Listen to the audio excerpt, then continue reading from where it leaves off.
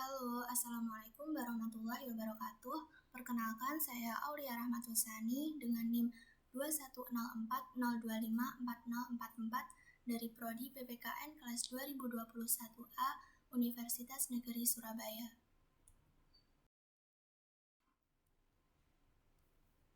Di sini saya akan menyampaikan materi tentang perwujudan demokrasi yang didasari oleh nilai-nilai Pancasila dan contoh serta praktik kemerdekaan berpendapat warga negara dalam era keterbukaan informasi.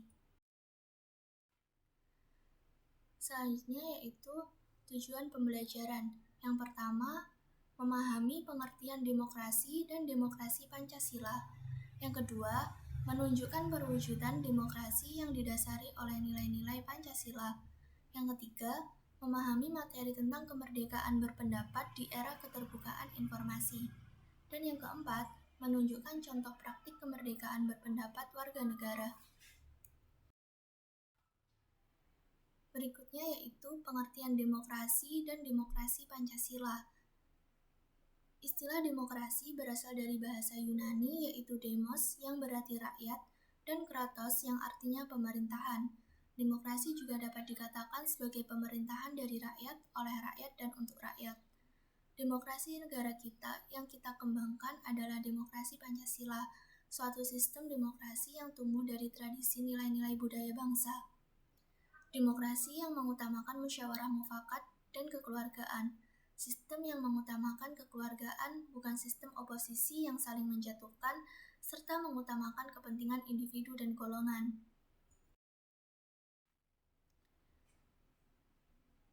Berikut ini pengertian demokrasi Pancasila menurut para ahli.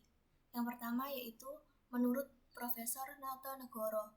Demokrasi Pancasila merupakan kerakyatan yang dipimpin oleh kebijaksanaan dalam bermusyawaratan perwakilan yang berketuhanan yang Maha Esa, berperi kemanusiaan yang adil dan beradab, mempersatukan Indonesia, dan berkeadilan bagi seluruh rakyat Indonesia. Yang kedua, menurut Profesor Darji Darmodihardjo, demokrasi Pancasila merupakan suatu paham demokrasi yang sumbernya berasal dari kepribadian dan falsafah hidup dari bangsa Indonesia.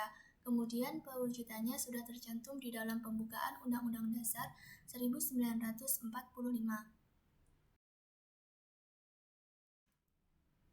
Berikutnya yaitu tentang prinsip-prinsip demokrasi Pancasila. Yang pertama, persamaan bagi seluruh rakyat Indonesia. Yang kedua, keseimbangan antara hak dan kewajiban. Yang ketiga, pelaksanaan kebebasan yang bertanggung jawab secara moral kepada Tuhan Yang Maha Esa, diri sendiri, dan orang lain. Yang keempat, mewujudkan rasa keadilan sosial. Dan yang kelima, pengambilan keputusan dengan musyawarah. Berikutnya yaitu ciri-ciri demokrasi Pancasila. Yang pertama, kedaulatan berada penuh di tangan rakyat. Yang kedua, dalam menjalankan pemerintahan harus sesuai dengan konstitusi yang berlaku. Yang ketiga, adanya pesta demokrasi pemilu yang dilakukan jujur, adil, dan bebas. Yang keempat, setiap pengambilan keputusan menggunakan cara musyawarah. Yang kelima, menghargai dan menjunjung tinggi hak asasi manusia. Yang keenam, mendahulukan kepentingan rakyat. Dan yang terakhir yaitu tidak menggunakan sistem partai tunggal.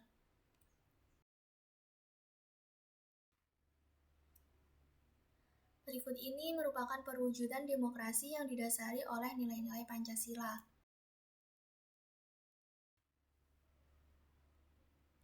Perwujudan demokrasi di lingkungan keluarga. Contohnya, yang pertama, berlaku adil terhadap seluruh anggota keluarga. Yang kedua, melaksanakan manfaat musyawarah keluarga terhadap apapun keputusan keluarga. Yang ketiga, saling menghormati dan menyayangi terutama dengan anggota keluarga yang lebih dewasa dari segi usia. Dan yang keempat, mendahulukan kepentingan keluarga daripada kepentingan pribadi dan menghormatinya. Berikutnya perwujudan demokrasi di lingkungan sekolah. Yang pertama, pembagian tugas piket di kelas atau organisasi dengan merata dan adil. Yang kedua, ikut serta dalam kegiatan organisasi seperti OSIS, Pramuka, PMR, Rohis, dan lain-lain. Yang ketiga, ikut serta dalam kegiatan pemilihan di sekolah, seperti kegiatan pemilihan ketua kelas dan pengurusnya, pemilihan ketua OSIS, dan kegiatan-kegiatan lain. Dan yang keempat, saling menghargai dan menghormati sesama warga sekolah. Selanjutnya yaitu perwujudan demokrasi di lingkungan masyarakat. Yang pertama, bersama-sama menjaga keamanan dan lingkungan masyarakat sekitar. Yang kedua, ikut serta dalam pemilihan di organisasi masyarakat. Misalnya, ikut serta dalam pemilihan ketua RT dan ketua RW. Yang ketiga, berusaha mengatasi masalah yang terjadi di lingkungan masyarakat dengan pikiran jernih dan musyawarah. Dan yang keempat, mengikuti kegiatan yang diadakan di daerah lingkungan masyarakat tempat tinggal.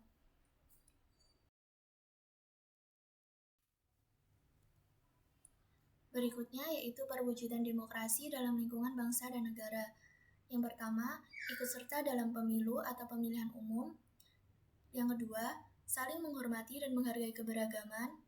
Yang ketiga, mendengar dan menghargai pendapat orang lain. Yang keempat, memiliki kejujuran dan integritas.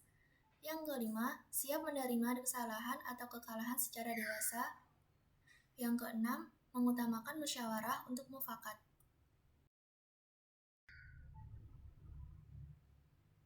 Berikutnya yaitu materi tentang kemerdekaan berpendapat warga negara dalam era keterbukaan informasi. Kemerdekaan berpendapat merupakan suatu hak yang sangat dasar. Hal ini karena hak kebebasan berpendapat merupakan hak asasi manusia. Sedangkan era keterbukaan informasi merupakan era yang ditandai dengan adanya keterbukaan semua komponen kehidupan tanpa dihalangi sekat wilayah dan jarak untuk berkomunikasi dengan manusia di belahan dunia manapun. Berikut ini merupakan contoh praktik kemerdekaan berpendapat. Yang pertama, mendengarkan dan menghargai perbedaan pendapat yang diungkapkan oleh orang lain. Yang kedua, perbedaan pendapat yang terjadi bukan karena untuk memenangkan pendapat pribadi, tetapi untuk mencapai mufakat antar sesama. Yang ketiga, menerima atau menyanggah pendapat orang lain tanpa menyinggung perasaannya.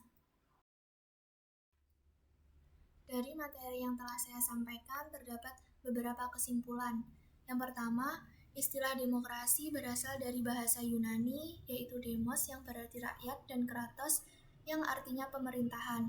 Menurut Abraham Lincoln, demokrasi adalah pemerintahan dari rakyat, oleh rakyat, dan untuk rakyat. Yang kedua, demokrasi yang negara kita kembangkan adalah demokrasi Pancasila. Yang ketiga, demokrasi Pancasila adalah suatu paham demokrasi yang sumbernya berasal dari kepribadian dan falsafah hidup dari bangsa Indonesia. Kemudian perwujudannya sudah tercantum di dalam pembukaan Undang-Undang Dasar 1945.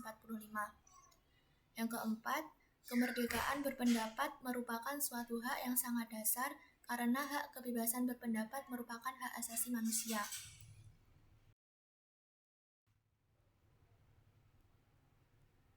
Sekian materi yang dapat saya sampaikan.